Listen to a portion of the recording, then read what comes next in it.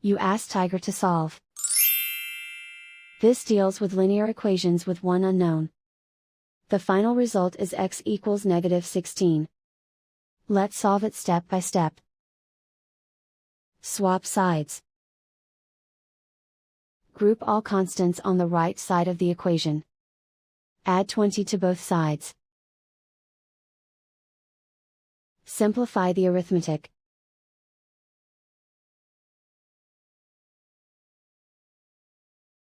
Isolate the x. Divide both sides by -8. Cancel out the negatives. Simplify the fraction. Move the negative sign from the denominator to the numerator. Find the greatest common factor of the numerator and denominator. Factor out and cancel the greatest common factor. And so the final result is x equals -16.